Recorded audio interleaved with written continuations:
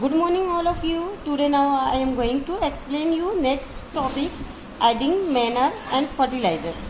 The substances which are added to the soil in the form of the nutrients for the healthy growth of the plants are called manure and fertilizers. जो substances soil के अंदर add किए जाते हैं crops की अच्छी growth के लिए, उन न्यूट्रिएंट्स को हम बोलते हैं manures and fertilisers.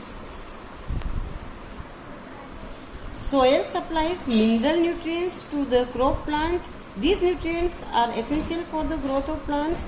In certain areas, farmers grow crop after crop in the same field. The field is never left uncultivated or hollow. Imagine what happens to the nutrients. यहाँ पे soil के through continue crops को nutrients और minerals मिलते रहते हैं. अगर एक के बाद एक कंटिन्यू अगर क्रॉप को ग्रो करता है फार्मर किसी एक ही फील्ड में, तो क्या होगा इसमें. एक्चुअली अगर कंटिन्यू अगर फसल ग्रो करेगा तो सॉइल के अंदर न्यूट्रिएंट्स की कमी हो जाएगी. कंटिन्यू ग्रो करने से अगले नेक्स्ट फसल को वो सारे न्यूट्रिएंट्स नहीं मिल पाएंगे. तो इस हालत में क्या किया जाए नेक्स्ट, तो continuous cultivation of crop make the soil poor in nutrients. Continue cultivation से सॉइल पुअर हो जाती है जिसमें न्यूट्रिएंट्स की कमी हो जाती है. Therefore farmers have to add manure to the field. इसके लिए फार्मर्स क्या करते हैं, मैन्योर्स को ऐड करते हैं फील्ड के अंदर to replenish the soil with the nutrients, ताकि जो सॉइल की कमी हुई है वो वापस रिप्लेनिश हो सके, जो कमी पूरी फुलफिल हो सके, उसके लिए मैन्योर्स को ऐड करते हैं. This process is called the manuring. इस प्रोसेस को बोलते हैं मैन्योरिंग. इम्प्रॉपर और insufficient manuring result in the weak plant. अगर इसकी कम मात्रा में मैन्योरिंग किया जाए तो उस रिजल्ट में जो प्लांट्स ग्रो करेंगे वो अच्छे नहीं होंगे, वीक ग्रो करेंगे और प्लांट फसल अच्छी पैदा नहीं होगी. Manure is an organic substance obtained from the decomposition of plants और एनिमल्स वेस्ट. मैन्योर एक ऑर्गेनिक सब्सटेंस है जो डीकम्पोजिशन के थ्रू इनके मतलब प्लांट सब्सटेंस और एनिमल से सब्सटेंस जो सड़ गल जाते हैं, डीकम्पोज होता है, उनसे ये मिलता है हमको. Animal waste, farmers dumps plant and animals waste in a pit. फार्मर्स क्या करते हैं, जो एनिमल वेस्ट और प्लांट वेस्ट होता है उसको एक बड़े से गड्ढे में डाल देते हैं at open place and allow to the decompose. और उनको डीकम्पोज यानी सड़ने करने के लिए छोड़ दिया जाता है. The decomposition is caused by the some micro organisms. Decomposition उसमें क्या है, बहुत से माइक्रो ऑर्गेनिज्म होते हैं, तो वो क्या करते हैं, उनमें खाते हैं, उनको सड़ाते हैं, गलाते हैं और उसको डीकम्पोज करते हैं. The decomposed matter is used for the organic matter. और ये ही डीकम्पोज मैटर ऑर्गेनिक मैन्योर के रूप में इसको यूज किया जाता है. यू हैव ऑलरेडी लर्न, पहले पिछली क्लास में आप वर्मी डीकम्पोस्टिंग के बारे में पढ़ चुके हैं 6 में. अब हम यहाँ पे एक एक्टिविटी करेंगे. इसमें यहाँ पे 3 गिलास ली गई है. तीनों ग्लास में सॉइल मिक्स कर दी गई है, सॉइल डाल दी गई और सॉइल फर्स्ट ABC तीनों मार्क कर दिया गया, जिसमें ABC 3 गिलास नीचे दिखाई है. तीनों एक गिलास में क्या किया है, कुछ काऊ डंग डाल दिया गया है, काऊ का डंग जो होता है ना वो B गिलास में यूरिया मिक्स कर दी गई है. वो तीसरी को एज इट छोड़ दिया गया जैसे सॉइल थी सिंपल सॉइल में. वो 5-7 दिन तक कंटिन्यू इनको पानी दिया गया है. फिर बाद में चेक किया गया कि कौन सा प्लांट ज्यादा ग्रो करता है, तो हम देख सकते हैं कि सेकंड जो यूरिया फर्टिलाइजर्स दी गई है वो प्लांट ज्यादा ग्रो करता है, और फर्स्ट जो मैन्योर दी गई है वो प्लांट भी उसमें भी ग्रो कर रहा है. और C जिसमें कि कोई मैन्योर और फर्टिलाइजर नहीं मिलाया गया है वो बहुत स्लो ग्रो करेगा, क्योंकि उसकी ग्रोथ नहीं हो पाएगी, सफिशिएंट ग्रोथ नहीं हो पाएगी. अब नेक्स्ट है हम पढ़ेंगे फर्टिलाइजर. अभी जैसे मैन्योर के बारे में पढ़ा कि मैन्योर कैसे बनता है, अभी नेक्स्ट है fertiliser. Fertilisers are chemical which are rich in particular nutrients. Fertilisers एक तरह के केमिकल होते हैं जो किसी न किसी पर्टिकुलर न्यूट्रिएंट्स में रिच होते हैं, मतलब किसी अलग अलग टाइप्स के फर्टिलाइजर्स में अलग अलग टाइप्स के न्यूट्रिएंट्स मिलते हैं. अब ये मैन्योर से कैसे डिफरेंट होते हैं. Fertilisers are produce in factory. Fertilisers factory में प्रोड्यूस होते हैं, जबकि मैन्योर खेतों के अंदर या किसी पीट के अंदर इसको प्रोड्यूस किया जाता है. Some example of fertilisers are, जैसे कि फर्टिलाइजर्स के एग्जाम्पल है urea, ammonia, super phosphate, potash, NPK. NPK का फुल नेम है नाइट्रोजन, फास्फोरस, पोटेशियम। ये तीनों का कंपोजिशन से बनता है, इसलिए इसका नेम ऐसा है।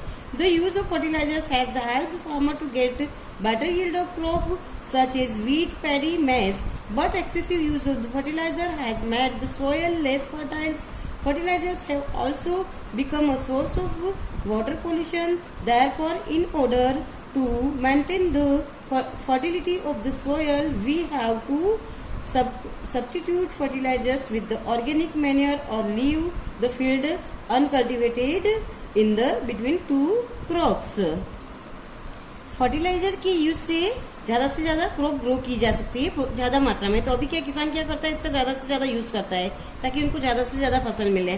तो इस जैसे वीट की है, पैडी है, मेज, इसकी फसल में ज्यादा यूज किया जाता है। लेकिन इससे क्या नुकसान है कि जो सोयल होती है उसकी फर्टिलिटी कम हो जाती है, कंटिन्यूस की फर्टिलिटी कम हो जाती है और इससे वाटर पॉल्यूशन भी होता है। तो इसको मेंटेन करने के लिए क्या करना चाहिए, हमको ऑर्गेनिक फर्टिलाइजर, ऑर्गेनिक खाद, ऑर्गेनिक जो मैन्योर है उसका यूज करना चाहिए, जिससे क्या होए ये जो फील्ड है उसमें इसकी कमी नहीं हो, सॉइल खराब नहीं हो।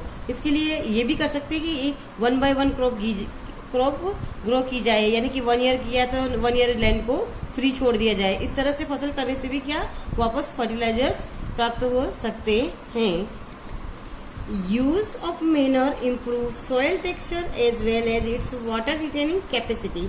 मैन्योर यूज करने से सॉइल का टेक्सचर अच्छा बना रहता है और वो खराब नहीं होता है, और इस तरह से वाटर रिटेनिंग कैपेसिटी यानी कि वाटर उसको होल्डिंग करने की कैपेसिटी भी उसकी बनी रहती है। It replenishes the soil with nutrients, और ये कंटिन्यू सॉइल में न्यूट्रिएंट्स देता रहता है। Another method of replenishing the soil with the nutrients is through crop rotation। एक दूसरा मेथड है कि एक के बाद एक क्रॉप के बाद दूसरी क्रॉप बोने से पहले मतलब अलग अलग टाइप्स की क्रॉप को रोटेशन से बोया जाए। जैसे कि example this can be done by the growing different crops alternately, यानी कि अलग अलग टाइप्स की क्रॉप्स को अल्टरनेटली ग्रो किया जाए सेम फील्ड में। Earlier farmers in the northern India use to grow legumes as fodder in the one season and the wheat in the next season.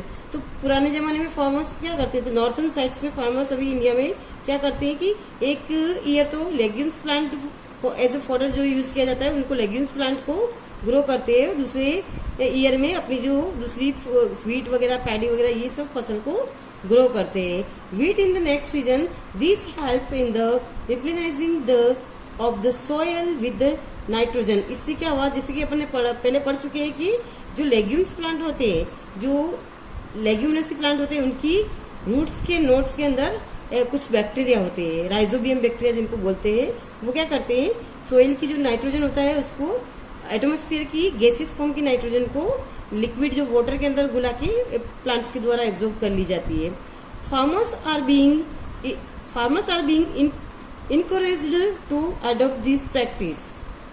Farmers को इस प्रैक्टिस के लिए उनको बढ़ावा देना चाहिए। In the previous class you have learned about the rhizobium bacteria. These are present in the nodules of the roots of leguminaceae plant. They fix atmospheric nitrogen। जैसे कि मैंने अभी ऊपर समझाया था वही कि ये एटमॉस्फेरिक नाइट्रोजन को वाटर में मिक्स करके जैसे कि वाटर को फिक्स कर देते हैं और वाटर के थ्रू एब्जॉर्ब हो जाती है प्लांट के अंदर। Next topic, difference between fertiliser and manure. Fertiliser और मैन्योर में क्या डिफरेंस होता है ये। Fertiliser is a man made inorganic salts. Fertiliser man made होते हैं, इनऑर्गेनिक सॉल्ट होते हैं, और जबकि manure is natural substances obtain by the decomposition of cattle dung and plant residues. तो यहाँ पे प्लांट के बचे हुए थिंग्स से और कैटल डंग इन सब के डिकम्पोज होने से बनता है मैन्योर सब्सटेंस। जैसा कि आपने पहले पढ़ा कि पीट के अंदर डाल दिया जाता है, गड्ढे के अंदर किसान डाल के कुछ टाइम के लिए छोड़ देते हैं हवा में, खुली हवा में, तो वो सड़ गल के बन जाता है।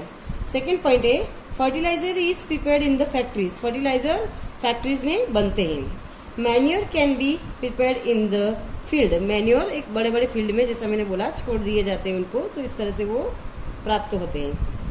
Fertiliser does not provide any humus to the soil. Fertiliser soil में कोई ह्यूमस ऐड नहीं करते, जबकि मैन्योर क्या होता है, डिकम्पोज होते हैं तो वो माइक्रो ऑर्गेनिज्म वगैरह से ह्यूमस वहां पे बनती है। Manure provide a lot of humus to the soil.